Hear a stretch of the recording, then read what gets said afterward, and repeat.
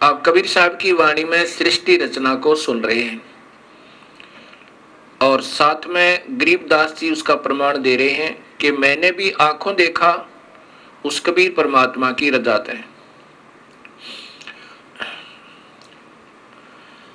और वही मैं आपको बता रहा हूं कबीर परमात्मा की ही रजा से। अब गरीबदास जी बता रहे हैं, पीर पैगंबर कुतुब ओलिया सुर नर मुनि जन ज्ञानी, इत्या को तोरा ना पाया चमके बंधे प्राणी। ये पीर पैगंबर कुतुब ओलिया ये तो मुसलमानों के अंदर कहा जाता है और उन्हीं को सुर नर मुनिजन ज्ञानी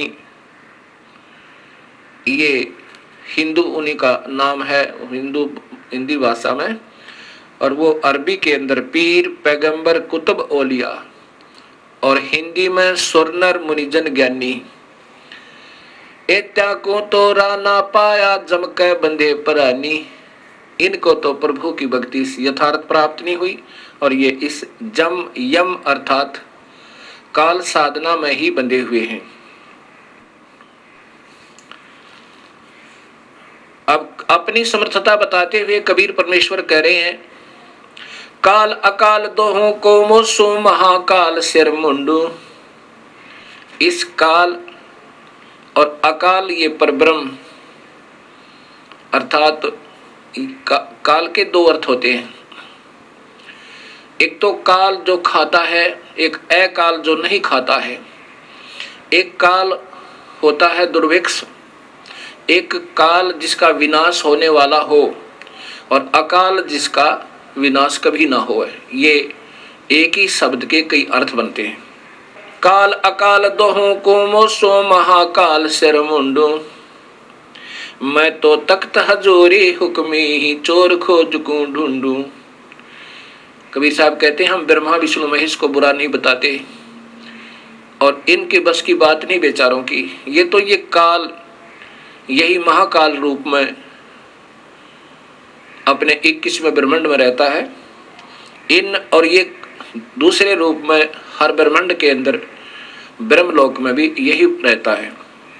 काल अकाल दोहों को मोसो महाकाल सिर मुंडो, मैं तो तख्त हजूरी हुक्मी ही चोर खोज को ढूंढू। हम तो उस जड़ को पकड़ेंगे, उस काल को, और यही कारण है दुखदाई, सभी जीवों को यही दुखी कर रहा है। मुल्ला माया मग में बैठी हंसा चुन चुन खाई, ज्योत स्वरूपी कहे निरंजन मैं ही करता बाई। ये काल अपनी माया के द्वारा सभी को उलझा कर और सभी हंस आत्माओं को, जीव आत्माओं को चुन चुन कर खा रहा है। 1 लाख जीवों का आहार प्रतिदिन कर रहा है। मुल्ला माया मग में बैठी हंसा चुन चुन खाई, ज्योत स्वरूपी कहे निरंजन मैं ही करता बाई। इस काल की द्वारा बिछाया हुआ जाल, ये माया इन सब जीवों को उलझा के, प्रथम तो ये त्रिगुण रूपी माया ब्रह्मा विष्णु महेश के द्वारा जीव को उलझवाता है। उसके बाद ये और जो मूल प्रकृति शेरा वाले के द्वारा इस जीव को उलझवाता है, क्योंकि ये सभी इस काल के वश हैं। इन बेचारों का कोई दोष नहीं। ये ज्योत स्वरूपी कहे निरंजन मैं ही करता बाई, ये अनजान आत्माओं को के ऊपर प्रभु बना हुआ है, लेकिन ये प्रभु नहीं है। ये स्वयं भी कहता है गीता जी के 15वें अध्याय के 16, 17 और 18 श्लोक में। 16 श्लोक में लिखा है कि 2 भगवान हैं, क्षर ये ब्रह्म, क्षर पुरुष, और अक्षर पुरुष ये परब्रह्म। इसी प्रकार 2 स्थिति जीव की है। ये जीव रूप में तो अविनाशी है और ये स्थूल शरीर के अंदर नाशवान है, चाहे ब्रह्मा बना है, चाहे विष्णु बना है, चाहे शिव बना है, और चाहे कोई राजा बना है या रंक बना है, या कोई पशु बना है, पक्षी बना है। ये स्थूल शरीर है, ये तो नाशवान है इन प्राणियों का, और जीवात्मा रूप में ये अविनाशी कहलाते हैं। अब ये है गीता जी के अध्याय नंबर 15 का श्लोक नंबर 16 का अनुवाद। और 17वें श्लोक में लिखा है कि वास्तव में भगवान तो इन दोनों से भी न्यारा है। क्षर नाशवान, अक्षर कुछ अविनाशी।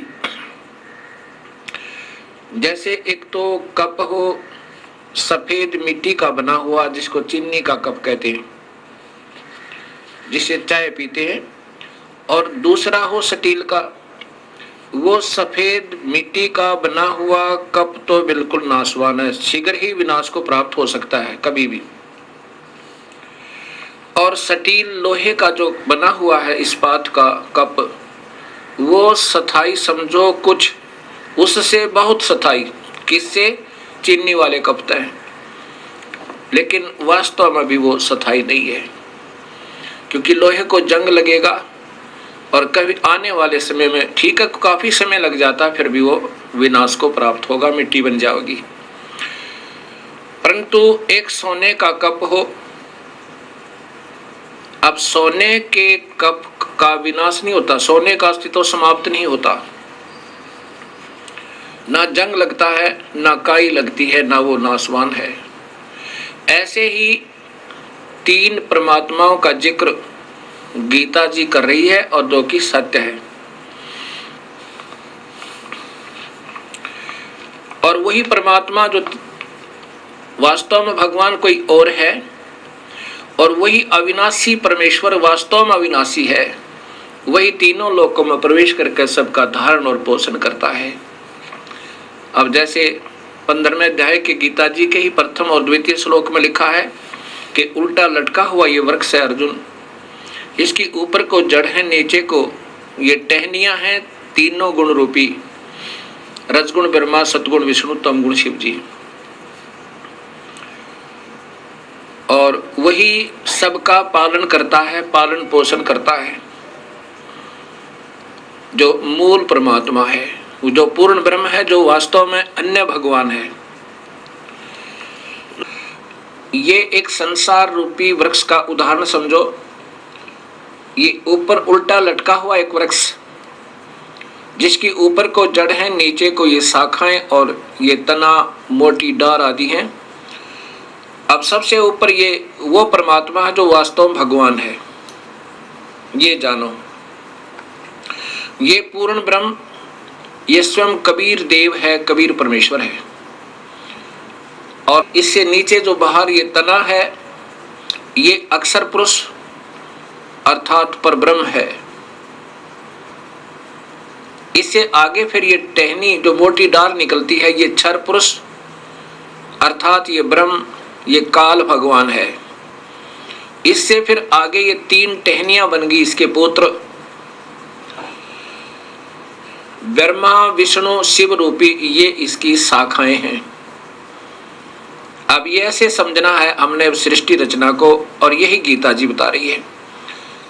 और ये पात रूप संसार, कबीर साहब कहते हैं अक्षर पुरुष एक पेड़ है, निरंजन वा की डार, और तीनों देवा शाखा है, ये पात रूप संसार। अब इसमें ये देखना है कि वास्तव में इसका पालन करता कौन है सारे वृक्ष का। ये मूल है, जड़ है, और ये जड़ है वो अन्य परमात्मा, वो पूर्ण ब्रह्म सत्य पुरुष कबीर साहब। अब आप देखिएगा ये पवित्र गीता जी, और इसके अंदर आपको ये श्रीमद् भगवत गीता, गीता प्रेस गोरखपुर से प्रकाशित, ये वही पुस्तक है जो मैं आपको बार बार दिखा रहा हूं।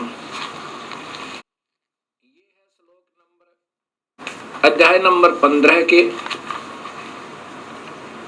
अध्याय नंबर 15, और ये श्लोक नंबर 16 है। पहले इसकी ये मूल संस्कृत देखिएगा, सीधा सार्थ इससे बनेगा क्योंकि इन शरणार्थकर्ताओं ने स्वयं इतना ज्ञान नहीं था कि ये सत्य को सत्य कह सके। ये लिखा है दुई इमौ पुरुषो लोके क्षर च अक्षर। इस पृथ्वी वाले लोक में दो भगवान हैं। दुई माने दो, इमौ माने इस, पुरुषो माने पुरुष, लोके माने संसार में, क्षर ये नाशवान, ये क्षर ये ब्रह्म है, अक्षर ये पर ब्रह्म।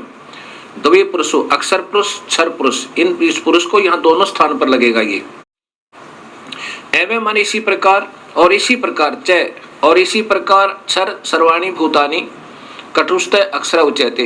इसी प्रकार जीव की दो स्थिति है। अब यहाँ इनके द्वारा टीका भी देखिएगा, ये श्री जयदयाल गोविंद का जी के द्वारा भाषा भाष्य टीका है। इस संसार में नाशवान और विनाशी भी दो प्रकार के पुरुष हैं। यहाँ पुरुष माने भगवान लिखना था, प्रभु लिखना था।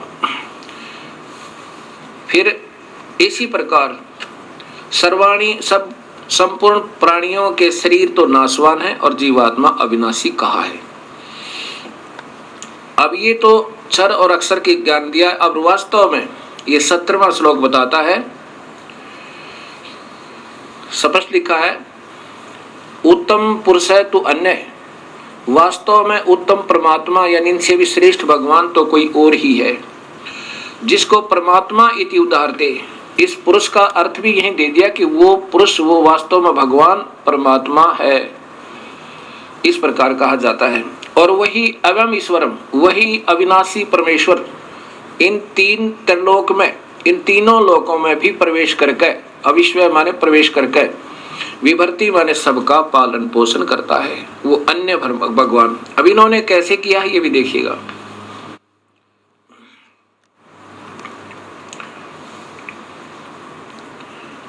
उत्तम पुरुष है तो अन्य ही है, इन्होंने भी स्पष्ट करने की कोशिश की है। यहाँ भगवान लिखना चाहिए था।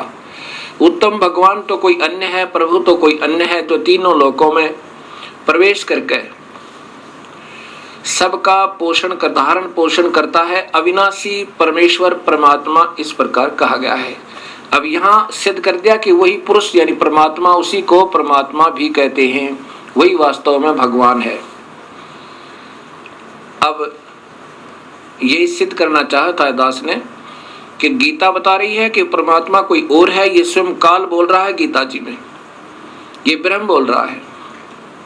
अब 18वें श्लोक में स्पष्ट है, ये स्वयं काल भगवान कह रहा है कि क्योंकि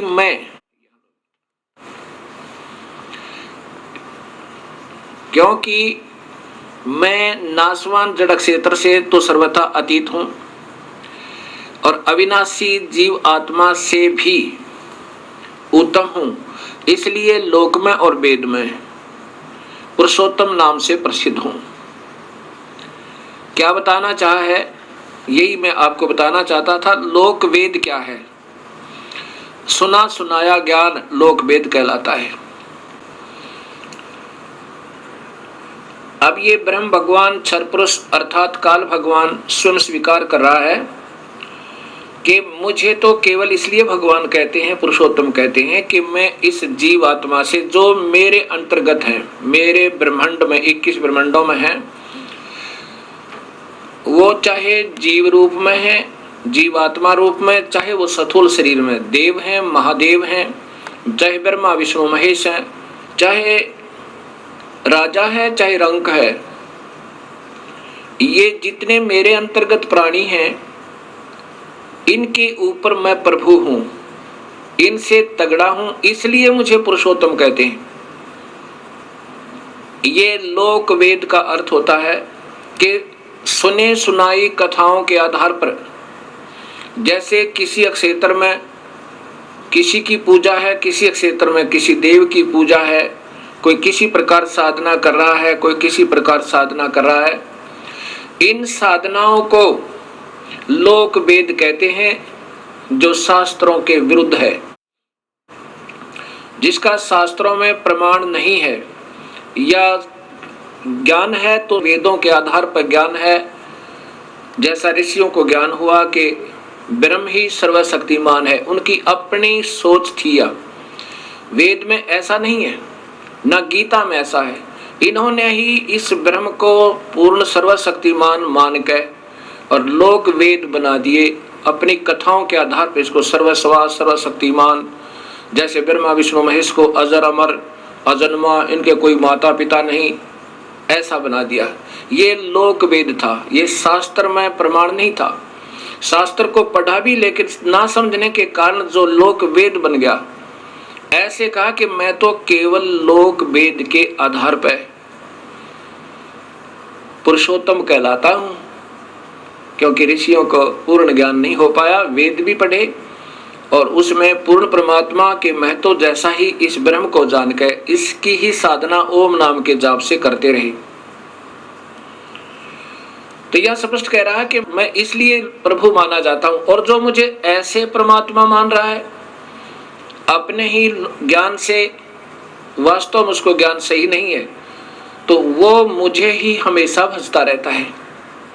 और ये अनमोल शास्त्र मैंने तेरे से बता दिया, रहस्य युक्त। भगवान रहस्य युक्त क्यों कहा? जब ज्ञान है तो स्पष्ट सबके सामने ही आना चाहिए था। रहस्य युक्त क्यों कहा? क्योंकि ये हमेशा हर जीव को गुमराह करने की चेष्टा करता है। अभी इसी गीता जी के अब 19 और 20 श्लोक आपको फिर दिखाता हूं। ये गीता अध्याय नंबर 15 है, श्लोक नंबर 19। इसमें देखिएगा, हे भारत, जो ज्ञानी पुरुष मुझको इस प्रकार पुरुषोत्तम जानता है, जैसा कि 18वें श्लोक में आपने सुना, वह सर्वज्ञ, सब प्रकार से निरंतर, माम माने मुझे ही, ये वासुदेव इन्होंने अपनी तरफ से लिख दिया, सीधा अर्थ है माम माने मुझको ही, भजती माने भजता है। जो सुने सुनाए ज्ञान के आधार पर मुझे प्रभु मान रहा है वो मुझे ही भजता है, अर्थात पूर्ण परमात्मा को नहीं भजता। अब 20वां श्लोक देखिएगा, ये इस अध्याय का अंतिम श्लोक है।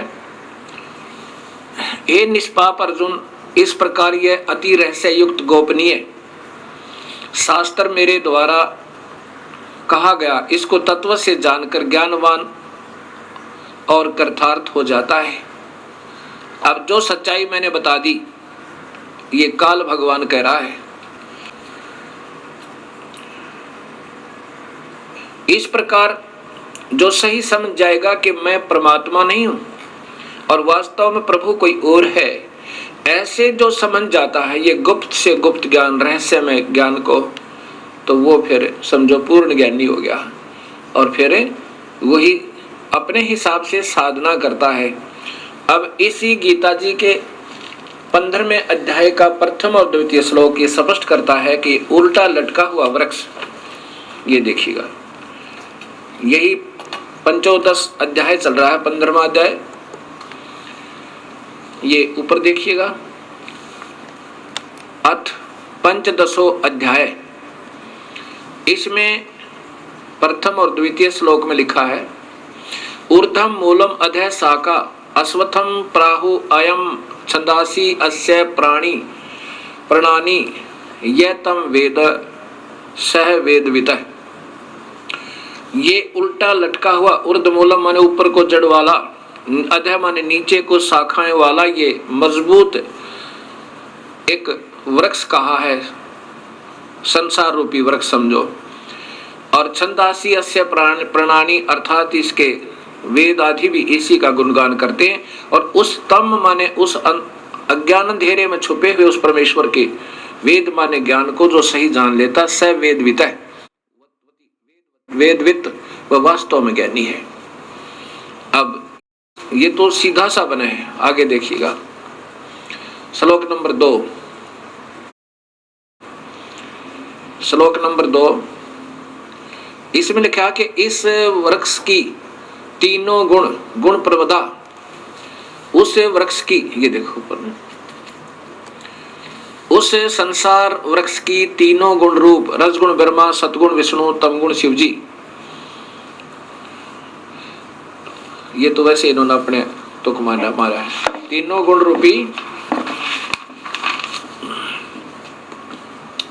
विषय पर वाला शाखा, विषय विकारों की ये शाखाएं, तीनों गुण रूपी विषय विचारों की शाखाएं अधः माने नीचे और ऊर्ध्व माने ऊपर सर्वत्र फैली हुई है।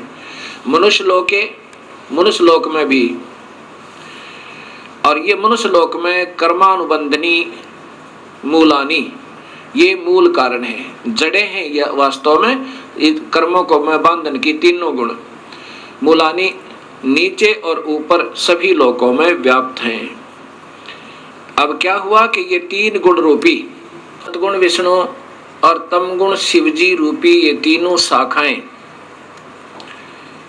इस मनुष्य लोक में इन जीवों को कर्मानुबंधनी मूलानी, कर्मों में बांधने की मूल है, कारण जड़ है। अब इस प्रकार इस गीता जी के ज्ञान को हम समझ के और फिर आगे चलेंगे, तब हम इसको सही ढंग से समझ पाएंगे। क्या बताया?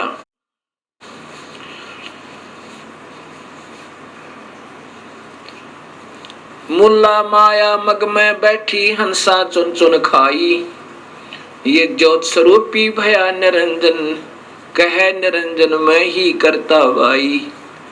अब ये कह रहा ना कि मैं तो केवल इसलिए भगवान हूं, प्रभु हूं कि इस जीवात्मा से तथा ये स्थूल शरीर में प्राणियों से उत्तम हूं। तो यहाँ कहते हैं मुल्ला माया मग में बैठी हंसा चुन चुन खाई, ज्योत स्वरूपी बया निरंजन मैं ही करता वाई। एक न करता दो ना करता नौ ठहराए भाई, दसवां भी धुंधर में मिल जा सत्य कबीर दुहाई। अब इन्हीं विष्णु जी के अवतार 9 तो हो चुके हैं और 10वां अभी आएगा। वो नीकलंक नाम से विष्णुदत्त शर्मा के घर पर संभल नगरी में अवतार लेगा। एंड ऑफ द कलयुग के अंत में उसमें सभी प्राणी मांसाहारी, कर्तघनी और भक्तिहीन हो जाएंगे। उसमें मनुष्य की आयु 20 वर्ष की होगी, स्त्री और पुरुष की,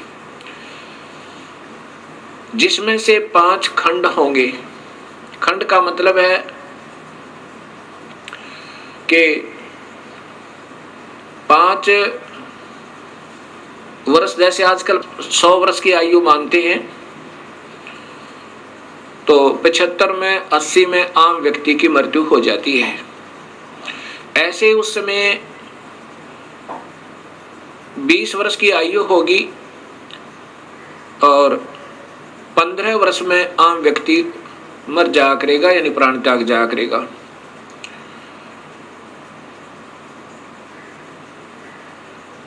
उसमें 5 वर्ष की लड़की के बच्चे उत्पन्न होने प्रारंभ हो जाएंगे और कुल कद जो है, हाइट मानव की ज्यादा से ज्यादा 1.5 या 2 फुट होगी। ऐसे बिल बना करके रहा करेंगे, सब मांसाहारी होंगे। उसमें पृथ्वी के अंदर उपजाऊ अंश नहीं रहेगा।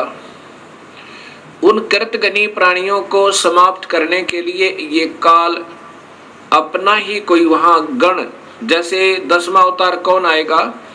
ये राजा हरिश्चंद्र जो कलयुग में बड़े महान पुरुष हुए हैं, उन्होंने प्रभु के लिए अपने बच्चों को भी बेच दिया, अपनी पत्नी को भी बेच डाला, लेकिन अपना सत्य नहीं हारा।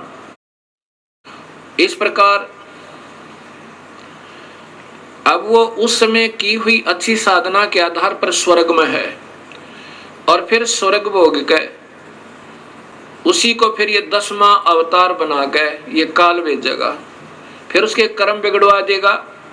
यहाँ पर वो सबको खत्म करेगा। जैसे परशुराम जी ने अक्षत्रियों को काट डाला, उसको शक्ति दे दी काल ने, और ऐसे ही महाभारत का जब युद्ध करवाना था, अर्जुन को शक्ति दे दी काल ने, और जब वो अनर्थ हो लिया फिर वो छीन ली।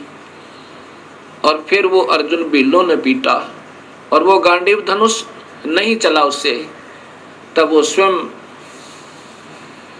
अर्जुन कहता है कि मेरे को भगवान कृष्ण ने छल लिया, युद्ध करवाना था तब तो शक्ति दे दी, अब मेरे से ये धनुष नहीं चल रहा।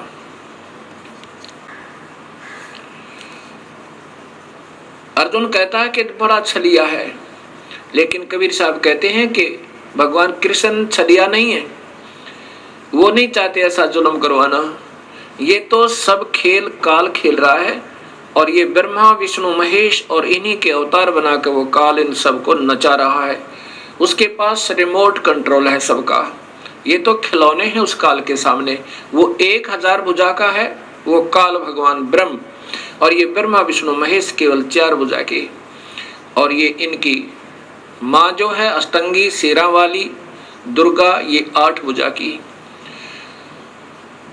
अब ये देखना, एक तो 1000 हॉर्स पावर की मोटर हो और एक 4 हॉर्स पावर की हो, एक 16 कला के हो, 16 हॉर्स पावर की मोटर हो, और एक 1000 कला की यानी पावर हॉर्स पावर की हो, कितना अंतर होता है। ऐसा ही इन सब के अंदर भिन्नता है।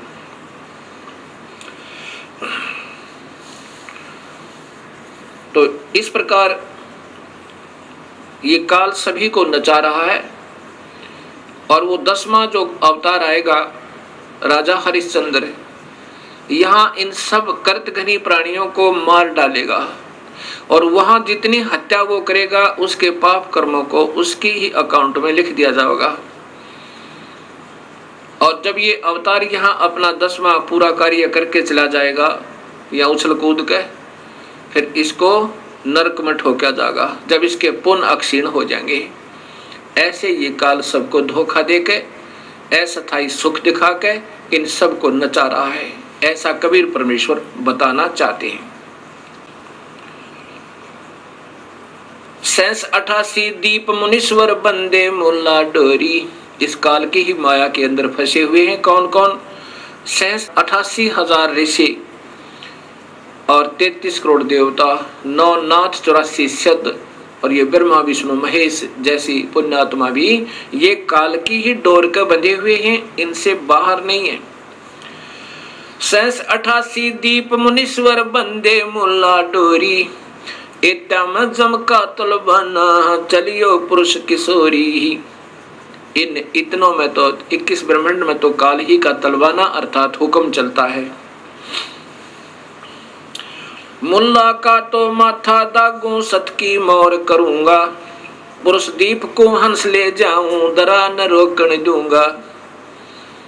अब कबीर परमेश्वर कहते हैं कि इस काल की मुल्ला माया अर्थात सब माया को मैं काट दूंगा और अपने हंस को सतलोक में पुरुष दीप में पूर्ण परमात्मा वाले लोक में ले जाऊंगा, रास्ता नहीं रोकने दूंगा। मैं साथ रहूंगा अपनी पुण्यात्मा के, जो सत भक्ति मेरे पूरे हंस से पूरे संत का नाम लेकर के और वही 3 मंत्रों के जाप से विधिवत साधना अंतिम श्वास तक करता रहेगा। हम तो बंदी छोड़ कहां धर्म राय है चकवे, सतलोक की सकल सुनावा वाणी हमारी अखवे। 14 भवन गवन है मेरा जल थल में सर्वंगी, खालक खलक खलक मैं खालक अवगत अचल अभंगी। अगर अलील चक्र है मेरा जहां से हम चल आए, पांचों पर परवाना मेरा ये बंद छुटावन दाए। इन पांचों के ऊपर मेरा तलवाना मेरा हुक्म चलता है। ब्रह्मा विष्णु महेश और माया और इस काल के ऊपर ज्योति निरंजन के ऊपर कबीर परमेश्वर कहते हैं कि मेरा हुक्म चलता है। अगर अलील चक्र है मेरा जहां से हम चल आए, सतलोक से हम आए हैं, और पांचों पर परवाना मेरा बंद छुटावन दाए। जहां ओंकार निरंजन नाई, ब्रह्मा विष्णु वेद न जाई। जहां वेदों के आधार पर साधना करने वाले वहां नहीं जा सकते, और ना ही ये ब्रह्मा विष्णु महेश जा सकते। जा ओंकार निरंजन नाही, ब्रह्मा विष्णु वेद न जाही। जहाँ करता नहीं जान भगवाना, काया माया पिंड निपराना। पांच तत्व गुण तीनों गुण नाही, जहाँ काल द्वीप और नहीं झाई। अमर करूं सतलोक पठाऊं, ताते बंदी छोड़ कहाऊं। बंदी छोड़, बंधन छुटवाने वाला, पाप कर्मों को काटने वाला वो कबीर परमेश्वर कहता है कि अमर करूं, ऐसे लोक में ले जाऊं ये सत सार नाम और सत्य नाम देकर, वहां से फिर तेरा मरण नहीं होगा। अमर करूं और सतलोक पठाऊं, सतलोक ले जाऊं, भेज दूं। इसलिए मैं बंदी छोड़ कहलाता हूं, ताते बंदी छोड़ कहूं। जैसे यजुर्वेद के 5वें अध्याय के 32 श्लोक में स्पष्ट लिखा है कि वो कबीर परमेश्वर है जो इस काल की बंधन से छुटवाता है और वो आकार में है।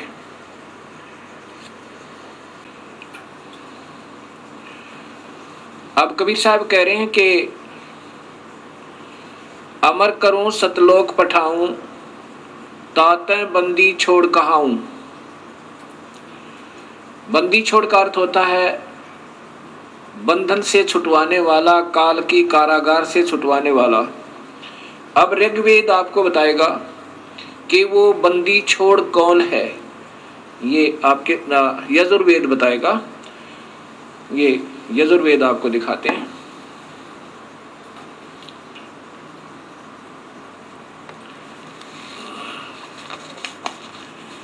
ये महर्षि दयानंद सरस्वती इनके द्वारा भाषा भाष्य है, इनका स्वयं भाषा भाष्य, इनका टीका किया हुआ है।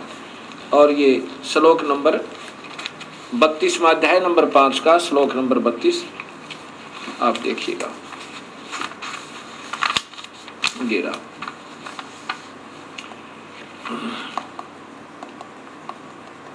ये देखिएगा,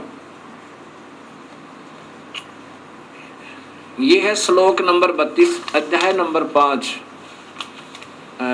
पंचमो अध्याय और श्लोक नंबर 32। ये देखिएगा, ये है उसी गसी कबीर अंगारी असी। बंबारी बंबारी बंबारी माने बंधनों का शत्रु। अवसरोसी दो वसवान सुधन्यो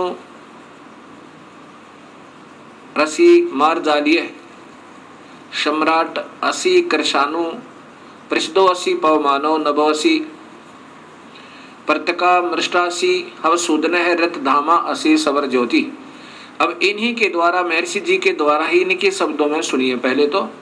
हे जगदीश्वर, जिस कारण आप उशिक माने कांतिमान, असी माने है, हैं, अंगहारी माने खोटे चलन वाले जीवों के शत्रु। अंग का अर्थ होता वास्तव में पाप, वापस लेना। अंगहारी का अर्थ होता पाप, अरि माने शत्रु। अंग माने पाप, अरि माने शत्रु। पाप क्या शत्रु, पाप काटने वाले, खोटे कर्म, ये छोटे खोटे चलन नहीं, ये सीधा अर्थ है। अंगारी माने पाप कर्मों को काटने वाले। कबीर, ये कबीर है। ये कबीर को यहाँ कबीर ही लिखना था।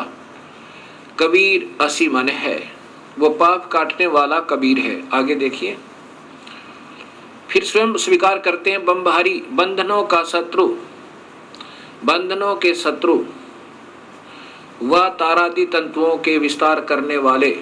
ये तो इन्होंने अपना बना दिया सीधा बंबार। बंभर माने भंवरे की तरह विषय वासनाओं के बंधन में बंधे हुए काल के जाल में। ये बंभारी माने बंधनों के शत्रु, बंभर माने भंवरे की तरह बंधे हुए बंधनों में, विषय वासनाओं के बंधनों में, उनको काट के इस काल की कैद से छुड़ाने वाले ये परमात्मा कबीर है। कौन है? वो कबीर है। और वो कहाँ रहता है? ये देखो, वो रत धामा, ये स्वयं ही कहते हैं वो सत धाम युक्त असी माने है, वो सतलोक में रहता है। अब यहाँ फिर ऊपर देखना, ये मूल संस्कृत सीधा अर्थ लिखा है कि उसी घसी कबीर, ये स्पष्ट कबीर शब्द है। कबीर अंगारी असी, पाप काटने वाले कबीर हैं। और बम्भारी, बम्भारी माने बंदी छोड़, बंधनों के शत्रु कहो या बंधन छोड़वाने वाले बंदी छोड़ कहो, हम उनको बंदी छोड़ कहते हैं। इसलिए कबीर परमेश्वर कह रहे हैं कि अमर करूं सतलोक पठाऊं, ताते बंदी छोड़ कहाऊं। इसलिए मैं बंदी छोड़ कहलाता हूं। अमर करूं और काल के जाल से जीव को छुटवा कर सतलोक ले जाता हूं। अब गरीबदास जी, वही कबीर परमेश्वर की प्यारी आत्मा, अपने प्रभु की समर्थता कैसे बताते हैं और इस काल के जाल को कैसे समझाना चाहते हैं। अब क्या बताते हैं? माया अर्थात ये प्रकृति देवी, और इसके काल के वश होकर ये और ये काल दोनों अपने ही प्राणियों को अपने आप ही पैदा करके और स्वयं ही खाते हैं। माया आद निरंजन भाई, अपने जाए आप खाई। ब्रह्मा विष्णु महेश्वर चेला, ओहम सोहम का है खेला। ये ब्रह्मा विष्णु महेश, ये तीनों इसी के अधीन हैं। ये बेचारे इस काल के वश हैं। और ये ओम सोहम का है खेला। ओम ये माया है और ये काया समझो, और इसमें जीव इस काया के अंदर इन्होंने फंसा रखा है। शिखर सुन में धर्म अन्यायी, जिन शक्ति डायण मैल पठाई। शिखर सुन में ये धर्म, ये काल अन्यायी कहा है कि इसने कोई किसी को भी सत्य नहीं बता रखा, सबको धोखे में देकर रखता है। अभी आप देखिएगा ये 21 ब्रह्मांड का चित्र, ये शिखर शून्य में, यहां देखो ये 21 ब्रह्मांड का, इस काल के ब्रह्मांडों का चित्र है। ये ज्योत निरंजन काल ब्रह्म के 21 ब्रह्मांड का लघु चित्र। ये काल यहां बैठा है। ये एक महाब्रह्मांड में, इसने 4 महाब्रह्मांड बना रखे हैं काल ने, और इसमें 5 ब्रह्मांड का एक ग्रुप बना रखा है, एक समूह बना रखा है। इनमें सभी प्राणियों को नचा रहा है, और स्वयं ये 21वें ब्रह्मांड में स्वयं शिखर में सबसे ऊपर चोटी में ये काल निरंजन अपने निज लोक में रहता है। और यहाँ पर ये तपस्विला है, ये सब्जियों को भून कर खाता है। ये नकली लोक बना रखे हैं इसने, सतलोक की नकल करके। और यहाँ पर वो 12 दूतों को रखता है, जहाँ पर अपने नकली दूत बनाकर, संत बनाकर भेजता है, जो सब शास्त्र विरुद्ध साधना बताते रहते हैं। शिखर सोन में धर्म अन्यायी, युग काल अन्यायी, जिन शक्ति डायण मैल पठाई। यहाँ पर अपनी शक्ति से, इस देवी से सभी ब्रह्मांडों में स्वयं ही एक एक ब्रह्मलोक बनाकर और वहाँ सबको नचा रहा है, और ब्रह्मा विष्णु महेश की उत्पत्ति करता रहता है। शिखर सोन में धर्म अन्यायी, जिन शक्ति डायण मैल पठाई। लाख गिरा से नित उठ दूती, माया आद तकत की कुती। इस काल भगवान को कबीर परमात्मा बहुत बुरे शब्दों से लताड़ रहा है कि ये नीच आत्मा इन सबको धोखा देकर ले आया यहाँ पे, झूठे लालच में। अभी इनको सब झूठे लालच में ही लगा रहा है। 1.25 लाख घड़िए नत भांडे, हंसा उत्पत्ति पर ले डंडे। ओए होए, 1.25 लाख रोजाना, 1 लाख को तो रोज खाता है ये काल, मानव शरीरधारी प्राणियों को, और 1.25 लाख की उत्पत्ति करता है। लाख गरा सैन्यत उठ दूती, माया आद तकत की कुती। यानी वहां से इसने गंदा कर्म किया, कुत्तों जैसा व्यवहार किया इस लड़की के साथ, इसलिए काल को वहां से निकाल दिया। और फिर कहा कि ये 1 लाख जीवों का रोजाहार करता है ये काल भगवान, जिसको ये नादान आत्मा सभी पूज रही हैं। और इसी के 3 पुत्र हैं, ब्रह्मा विष्णु महेश। सवा लाख घड़िए नित भांडे, हंसा उत्पत्ति पर ले डंडे। सवा लाख प्रतिदिन जीवों की उत्पत्ति करता है और 1 लाख का आहार कर लेता है। ये भक्तात्मा हंस आत्माओं को जन्म और मरण के दंड से दंडित करता रहता है। ये तीनों चेला बटपारी, सरजे पुरुषा सिरजी नारी। खोखापुर में जीव भुलाए, शोपन बिष्ट बैकुंठ बनाए। इस खोखापुर में इस काल का लोक दिखा तो ये सतलोक जैसा है, यानी उसकी नकल कर रखी है। और ये सब ऊपर से कवर, खोखा माने कवर, वो तो ठीक लगता है सही ओरिजिनल माल जैसा, लेकिन अंदर माल डुप्लीकेट है। कीड़ी कुंजर और अवतारा, हरहट डोर बंधे कई बारा। ये अरहट का कुआ लोई, यागल बंधा है सब कोई। ये अरहट माने रहट का, एक रहट होता है एक कुएं के अंदर वेल, और उसमें एक चैन लगा करके एक पुली पे एक सर्कुलर लोहे का एक घेरा होता है, और उसके ऊपर बाल्टियां बकेट्स वो जड़ दी जाती है उस चैन के ऊपर, और फिर उसको बहल से चलाया करते थे कोल्हू की तरह। और फिर वो नीचे से बाल्टियां भरकर आती थी, ऊपर खाली हो जाती थी,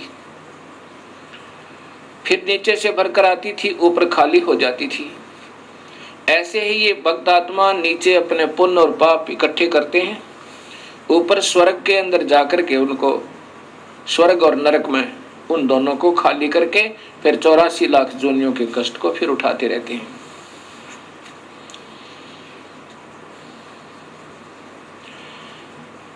कीड़ी कुंजर और अवतारा, हरहट डोर बंधे कई बारा। कीड़ी यानी चींटी से लेकर और हाथी तक, और ये अवतार भी ऐसे ही काल के जन्म मरण रूपी रहट से बंधे हुए हैं। अरब अलील इंद्र हैं भाई, हरहट डोर बंधे सब आई। शेष महेश गणेश्वर ताही, हरहट डोर बंधे सब आही। ये शेष महेश ये गणेश्वर ये भी सब जन्म मरण के अंदर ही हैं, ब्रह्मा विष्णु महेश भी। शुक्रादिक ब्रह्मादिक देवा, हरहट डोर बंधे सब खेवा। शुक्रादिक ये शुक्राचार्य जैसे महापुरुष भी, और ब्रह्मादिक ब्रह्मा विष्णु महेश आदि ये भी इस जन्म मरण की रहट की डोरी में सब बंधे हुए हैं।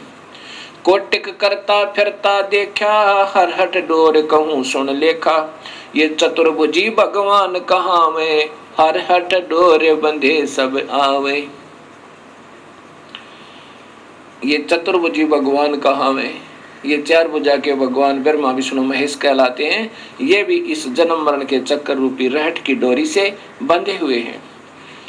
ये है खोखापुर का कुआ, इसमें पड़ा सो निश्चय मुआ। ये वो बहुत ही निम्न सत्र का स्थान है, इसमें जो भी हो गया पैदा हो गया वो मरेगा, और मर गया उसका जन्म अवश्य होगा। ये सृष्टि रचना कबीर परमात्मा ने स्वयं सुनाई और साथ में सभी शास्त्रों में। अब काल का प्रमाण, अब काल का प्रमाण आप स्वयं देखिए गीता जी के अंदर। ये ब्रह्म काल सत्पुरुष स्वयं अपने आप को कहता है कि मैं काल हूं। श्रीमद् भगवत गीता, गीता प्रेस गोरखपुर से प्रकाशित है, वही पुस्तक है ये। इसमें अध्याय नंबर 11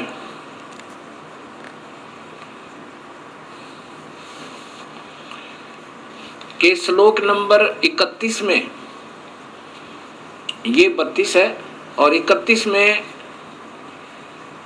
अर्जुन पूछ रहा है कि मुझे हे भगवान हे उग्र रूप वाले, जब इन्होंने विराट रूप दिखाया, 1000 भुजा का, 1000 आंखें आदि आदि, तो अर्जुन पूछ रहा है कि मुझे बतलाइए आप उग्र रूप वाले कौन हैं? हे देवों में श्रेष्ठ, आपको नमस्कार हो, प्रसन्न होइए।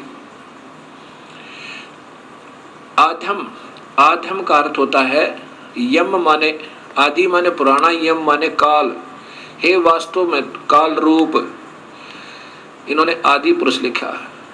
भवंत, आपको विशेष रूप से जानना चाहता हूं क्योंकि आपकी प्रवृत्ति को नहीं जानता। अब देखो, अर्जुन पूछ रहा कि आप कौन है, तो स्वयं ये ब्रह्म कहता है। श्री भगवान वाच, नीचे देखिए, अर्जुन के पूछने पर श्री भगवान बोले, हे अर्जुन, मैं लोगों, ये 32वां श्लोक है, ये देखिएगा, ये 32वां श्लोक है,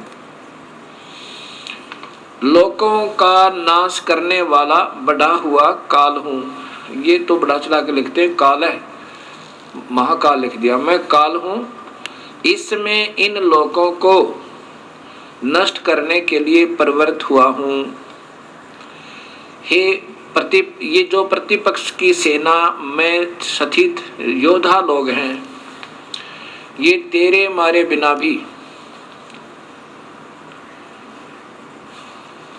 ये देखिएगा कि जितने वे सब तेरे मारे बिना भी नहीं रहेंगे, इन सब का नाश हो जाएगा। अब यहां फिर देखिएगा, ये कहते हैं कि मैं अब प्रवृत्त हुआ हूं, प्रवृत्त हुआ हूं मतलब मैं प्रकट हुआ हूं, ये स्वयं कहते हैं। फिर देखना, लोगों का विनाश करने वाला, लोगों को विनाश करने वाला बढ़ा हुआ काल हूं, स्वयं स्वीकृति दे रहे हैं कि मैं काल हूं, इसमें इन लोगों को नष्ट करने के लिए प्रवृत्त हुआ हूं। अर्थात प्रवृत्त हुआ हूं क्यों कहा, क्योंकि भगवान श्री कृष्ण नहीं थे, अपनी सिद्धि से काल श्री कृष्ण जी के शरीर में प्रवेश कर गया, और जो प्रतिपक्ष की सेना में स्थित योद्धा लोग हैं, ये तेरे मारे बिना भी मैं मर जाएंगे, मैं इनको खत्म कर दूंगा। अब आप देखिएगा, ये विष्णु महापुराण, इसमें स्वयं स्वीकृति दी है कि विष्णु का, अर्थात ये काल ही महाविष्णु, महाब्रह्मा, महाशिव रूप में ये डबल रोल करता है, स्वयं ही रोल करता है। गीता प्रेस गोरखपुर से प्रकाशित श्री विष्णु महापुराण, श्री विष्णु पुराण, इसके अंदर देखिए, ये संस्कृत भी साथ है, यहां से देखिएगा, हे द्विज, परब्रह्म का प्रथम रूप पुरुष है, यानी ये दिक काल जो है ये ब्रह्म है। परब्रह्म तो वैसे तुक्के मारा अपने हिसाब से अनजानपने में, ब्रह्म का प्रथम रूप तो पुरुष है। अव्यक्त और व्यक्त, ये इनकी अपनी सोच है। व्यक्त, अव्यक्त और व्यक्त, अव्यक्त माने ये प्रगट आकार में नहीं आता, और व्यक्त व्यक्तिगत रूप यानी प्रगट होकर ये ब्रह्म लोक में रहता है, चतुर्भुज रूप में, महाब्रह्मा महाविष्णु रूप में, उसके अन्य रूप हैं। अव्यक्त माने निराकार, व्यक्त आकार। अव्यक्त ये किसी के सामने नहीं आता अपने वास्तविक काल रूप में, ये वहाँ 21वें ब्रह्मांड में आकार में ही रहता है। और यहाँ व्यक्त महाब्रह्मा महाविष्णु महाशिव रूप में, ब्रह्मलोक में व्यक्त रूप में, आकार रूप में रहता है, उसके अन्य रूप हैं। तथा काल उसका परम रूप है। असली रूप काल है, किसका? उस काल का, ज्योत स्वरूपी निरंजन का। अब यहाँ देखिएगा कि भगवान विष्णु जो व्यक्त अव्यक्त पुरुष काल रूप से स्थित होते हैं, व्यक्त, अब जैसे ब्रह्मलोक के अंदर ये महाब्रह्मा महाविष्णु शिव रूप में, ये व्यक्त रूप में है। अव्यक्त ये गुप्त रूप में कृष्ण में प्रवेश कर गया, पुरुष और काल रूप से स्थित है। एक तो भगवान जैसा दिखे और वास्तव में ये काल है। और यहाँ देखिए, हे द्विज, काल रूप भगवान अनादि है, इनका अनंत नहीं है, इसलिए संसार की उत्पत्ति, स्थिति और प्रलय भी कभी नहीं रुकते। अब यहाँ देखिए, पुरुष के प्रकृति से पृथक स्थित हो जाने पर ये काल इस देवी को छोड़कर और 21वें ब्रह्मांड में चला गया। हो जाने पर विष्णु भगवान का काल रूप परवर्त होता है। ओए होए, स्पष्ट लिखा है। ये महाविष्णु से प्रारंभ होती है विष्णु पुराण, और फिर त्रिलोकीय विष्णु की महिमाओं से समाप्त होती है। अब यहाँ वो विष्णु भगवान का वो जिसको परब्रह्म लिखा वहां पर वो गलती से ये अपनी सोच से अब लिखा है कि प्रकृति से अलग हो जाने पर, ओए होए, पुरुष के यानी काल भगवान के प्रकृति से पृथक हो जाने पर विष्णु भगवान का काल रूप परिवर्त होता है, यानी वो वास्तव में वहां काल रूप में रहता है 21वें ब्रह्मांड में।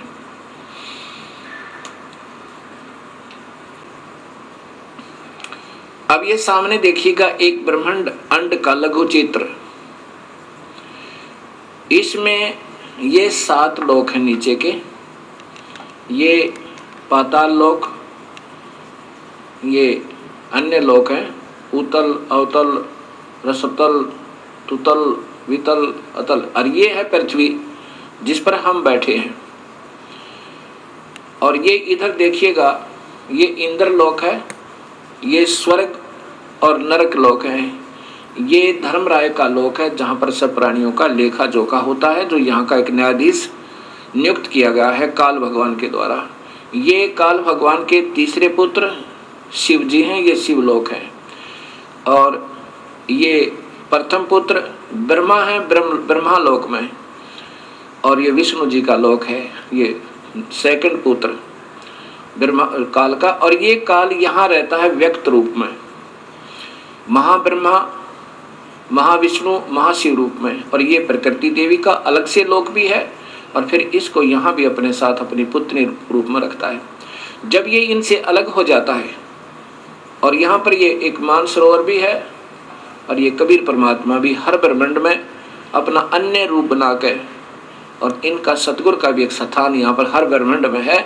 जो प्राणी इनकी सत भक्ति करते हैं, अगर वो पार नहीं होते तो उनको तब तक हर ब्रह्मांड में यहाँ रखता है, और फिर जब भक्ति युग आता है तो फिर उनको दोबारा जन्म दे देता है, और फिर अपने बच्चों को ढूंढ लेते हैं। अब ये एक ब्रह्मांड का चित्र है। अब 21 ब्रह्मांड का चित्र देखिए।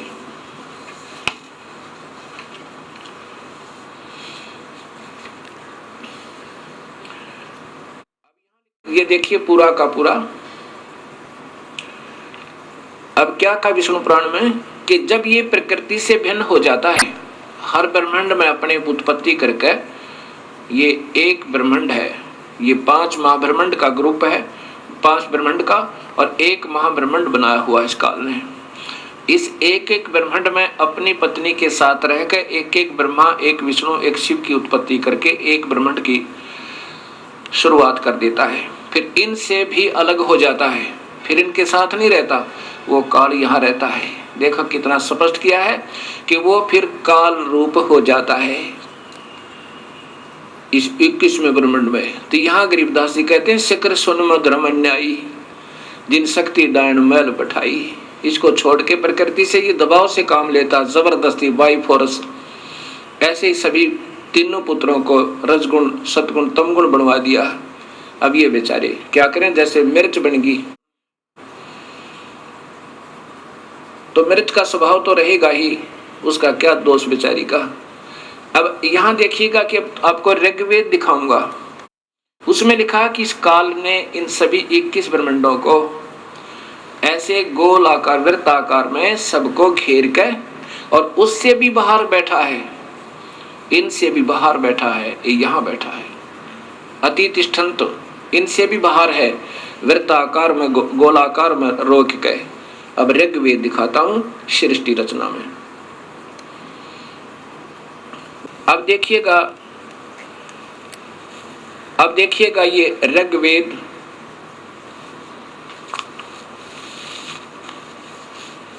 ये महर्षि दानंद सरस्वती द्वारा भाषा भाष्य है। इन्होंने भी सत्य को छुपाते छुपाते भी नहीं छुपा पाए, क्योंकि इनको स्वयं ज्ञान नहीं था कि परमात्मा वास्तव में है कौन।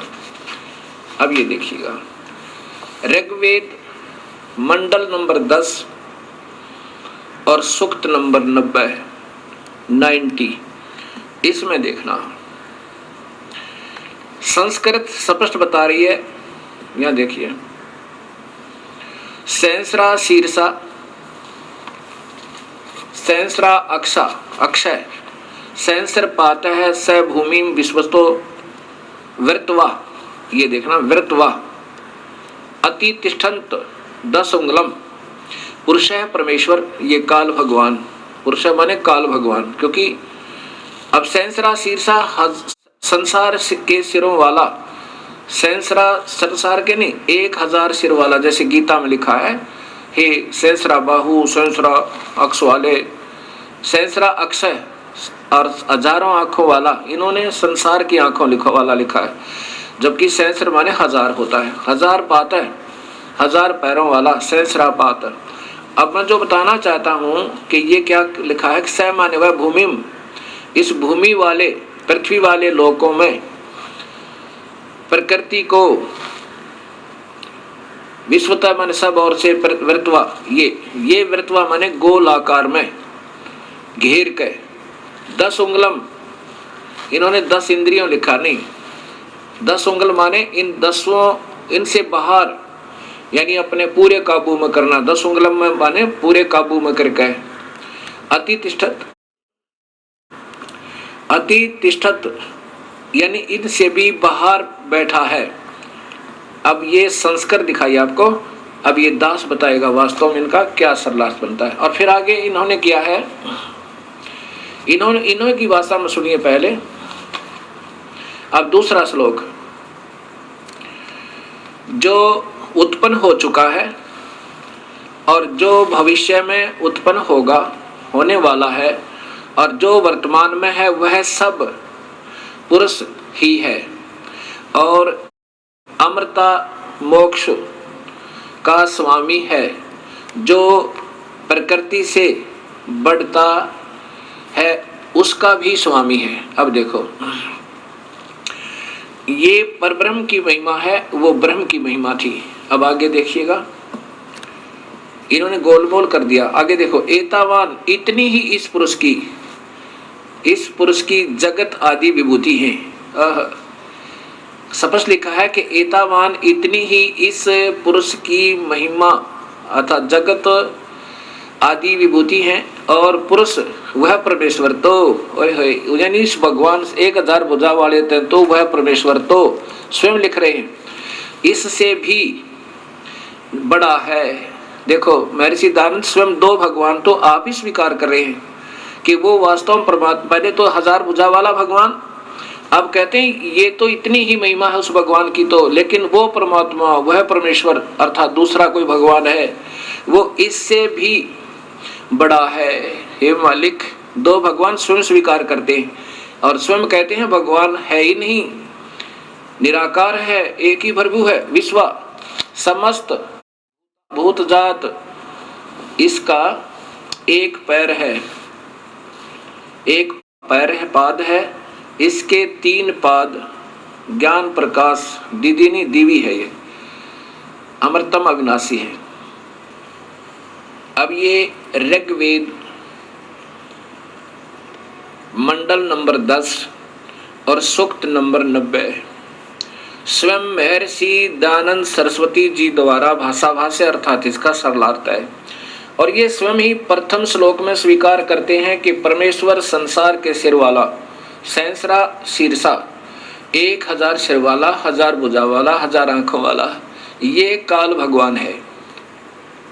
और इसका वास्तविक अर्थ ये बनता है, इस दास ने किया है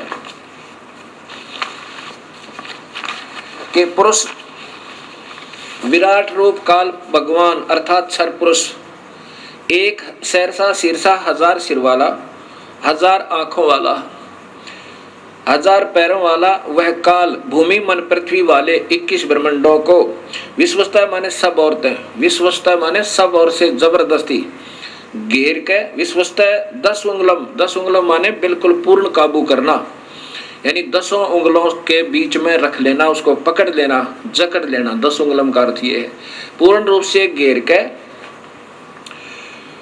वर्तवा यानी गोल आकार में घेर के, अत्यतिष्ठत, इससे भी बाहर उस काल लोक में ठहरा हुआ है। ये आपको अभी मैंने दिखाया था